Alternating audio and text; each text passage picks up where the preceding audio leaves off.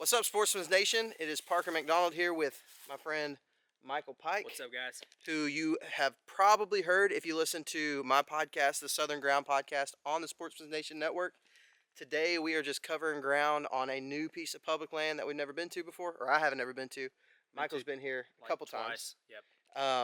But we're just covering ground, and so far we have found 42 beds, and this is exactly what we're looking for. Let me show you this.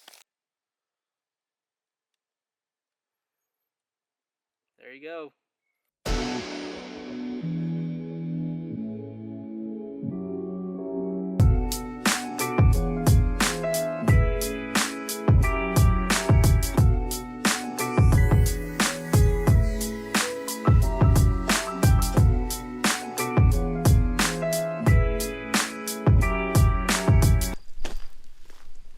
Two men, all alone, in the woods, looking for deer. All right, so we're fixing to head into this possible bedding location. Another thing I was going to point out is sometimes when you have these little spots like this right here, you can see it shoots out right here. Usually the closest one that meets up with more cover, usually those would be good crossing points to get from one point to another, as opposed to, say, crossing something like this right here, where it's a lot more open timber. Usually this is a little shorter cut from cover to cover, so we should find a pretty good trail right there. We'll see what we find when we get in here, though.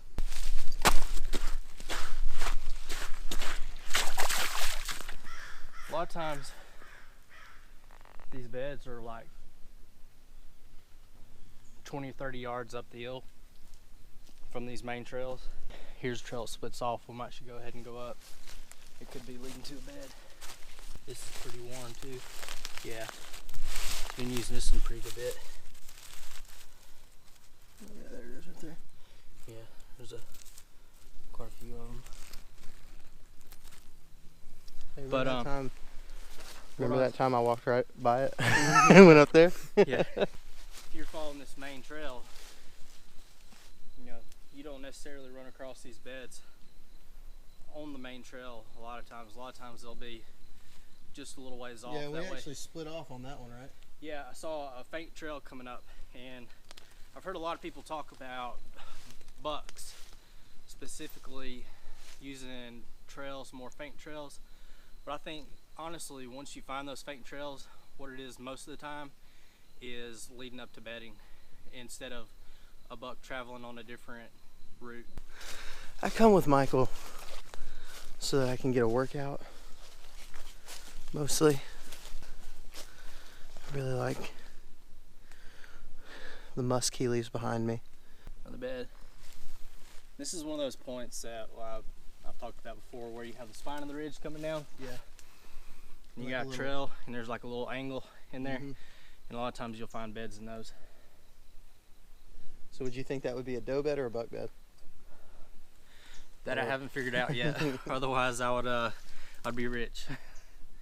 This is one of the reasons why it's good to scout right now, and don't wait to find this kind of sign while you're hunting, which is great if you do, but you really want to have the time to go home, check it out, look at it, analyze the whole thing, because if you just came in here blind and like, oh, a bed, you could have already spooked every deer out of here to the next county. So but right now this is the best time really to do it, even though it's right now it's super green, it's hard to see some of the sign, but Yeah. Honestly, these trails are There's a lot of deer in here. when you're used to hunting bankhead. Yeah, when you're used to hunting bankhead and you actually see a trail. Michael's just so smart. And he dresses in full camo whenever we scout. But if you're in full camo, you can scout with the best of them. All right, Parker. So maybe I can, He thinks he has something that he can share with us right now. Maybe I can redeem myself from only killing half of my deer on public. Here's another bed. All right, we're on this transition.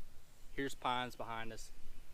Our most predominant winds are going to be northwest and now the southwest. Southwest are usually going to be during the summer, early part of the season. but there was actually a pretty good bit this year out of the southwest. Those two are the most primary. So we hit up northwest first and then came over here for a southwest and found another bed, and there's a ton of hair in this one. Credibility back? I guess so. Pretty sure we crossed over into private land though, so. So basically me as a novice bed hunter, this spot I would have probably walked right by it and probably looked at it as more of a spot to hunt, not as much of a spot to find a bed on, just because of how open it is. But the one thing I was going to try to pull up on here, you can notice you got pines for a long ways, and this is one hilltop that has probably, I don't know, there could be 5 to 10 white oaks in here, some red oaks, but I mean, this is an easy place. They could bed right here and they can eat right here. They've got a gas line right here that runs down through here. This would be like a thick cutover that way in pines. The road's a long ways away, both directions. I mean, this is going to be a long ways from the road. So, you know, areas like this where there's food up top, you know, that offers them both food and security. You got all this cover right here. These deer could even be bedded here, you know, at night feeding. You never know.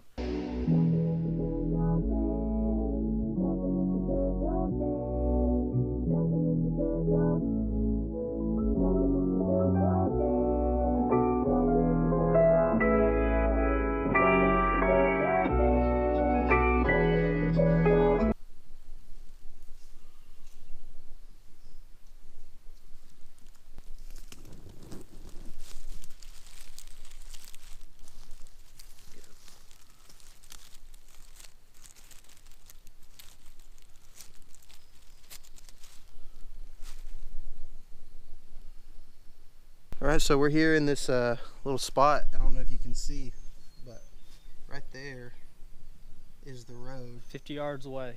Not far at all. And there's a Bed.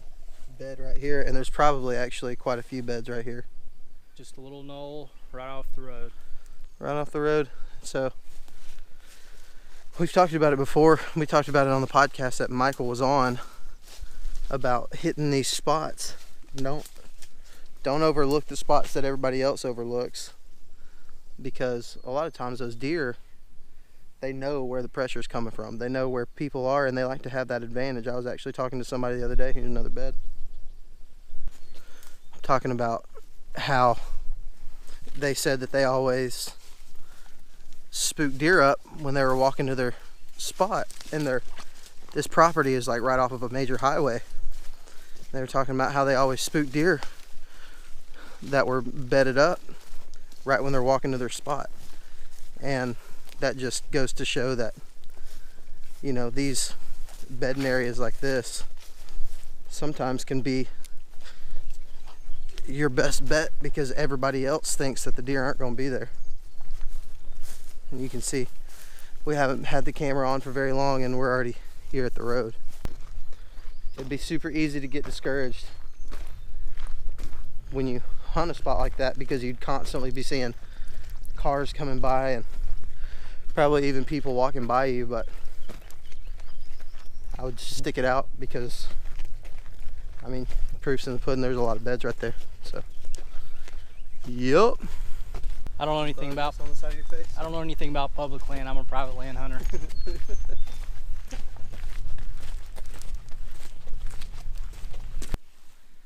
Found one. Dude, how did we miss it? that's exactly what I would have imagined. No shit, dude, for real. No, you didn't. Yes, I did. They got really, I guess the deer just got really comfortable right here and decided to just move in. Alright, so that's the new tactic. Go buy an old mattress, drop it off in the woods, and hunt it. Yeah, they'll just move right in.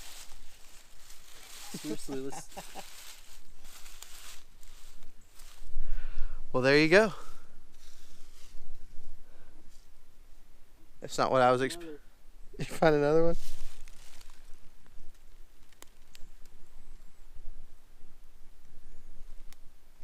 Sure enough. Well, we can go home now. Yep. I know where the best bed's at. That's amazing. It's been pretty warm. Yeah, they've used it Look pretty how good. warm that bed is. Yep. That's awesome. There she is.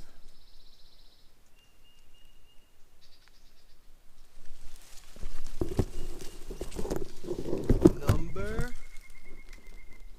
50.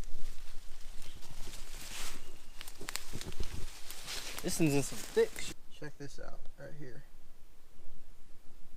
That's a freaking bed. Got tons of hair in it.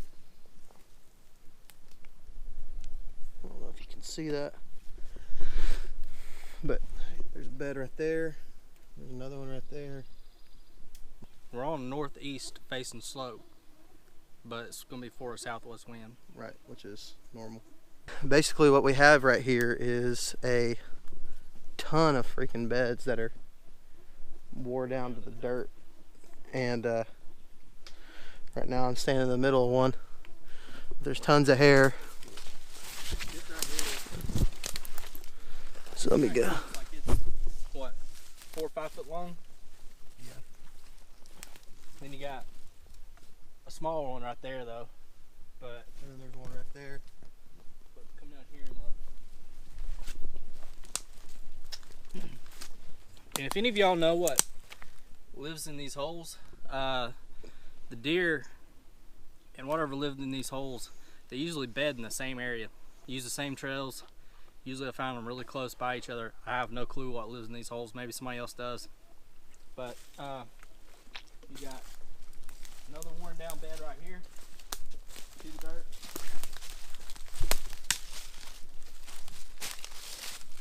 Then you come over here. You got one board flat down to the dirt right there. Right here, you got one board flat down to the dirt right here. Then you come over here and you got one board flat down to the dirt right here. We lost count. Where were we at? 51 I don't even know, dude. before here? 2, 3, 4, 5, 56, 57. One more down to the dirt. Michael, believe it or not, has something that he wants to say today.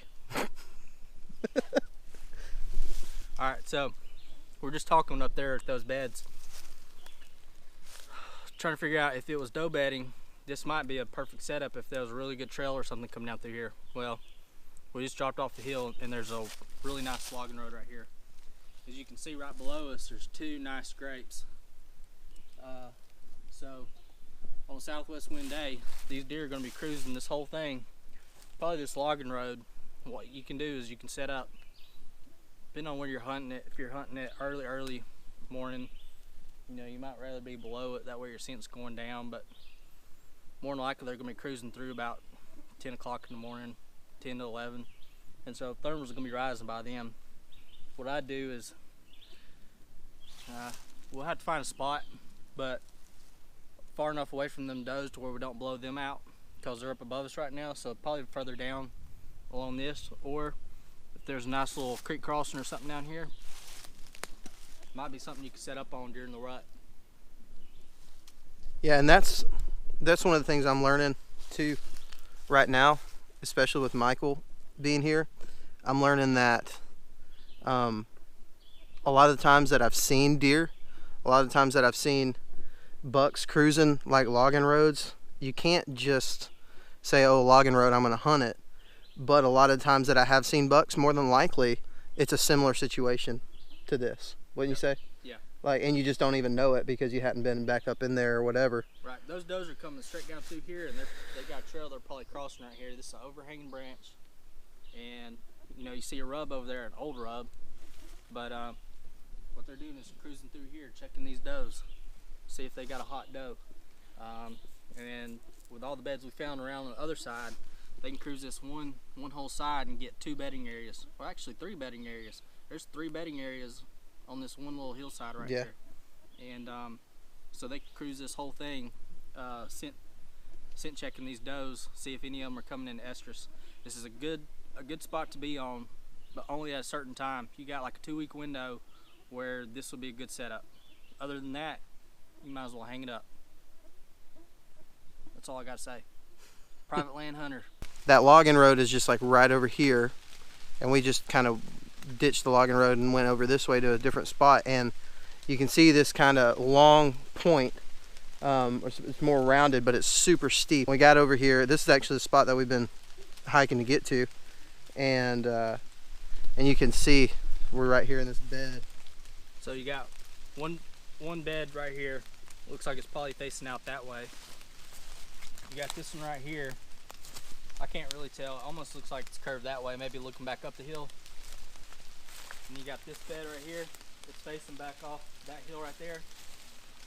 And then this one right here, it also looks like it's facing back off that hill.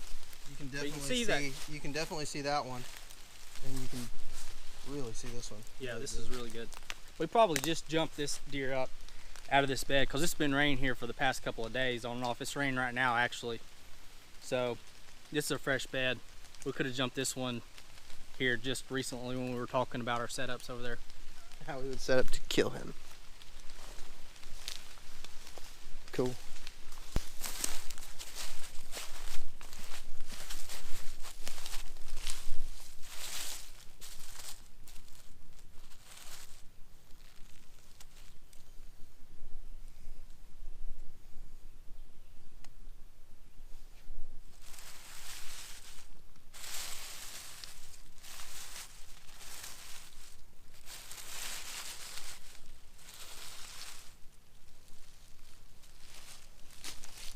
There he is. All right, y'all. We are done for today. It is 2 o'clock, and we have found We took about an hour-and-a-half break. 4 days worth of beds. Maybe more than that. 16, 17, 18, 19, 20, 21, 39, 40, 41, 42, 43, 44, 48, 59, 60, 61, 62, 63, 64, 65, 76, 77, 78, 79, 80, 81, 82, 83, 84, 85. I hope you learned something today, because At least how to hunt private land. yeah, if you're on private land, I'm just kidding, we're on public land. If you're on public land, I hope you learned something today. I know I did. Just being out where I can see a lot of beds, I learned a ton. So you guys check Michael out on Instagram, on Facebook, Southern Ground, The Hunting Beast. Southern Ground, Hunting Beast. Hit me up. Divergent. Hit him up. He does free public no. land consulting. No, but I will do some public land consulting on the cheap if you really want some.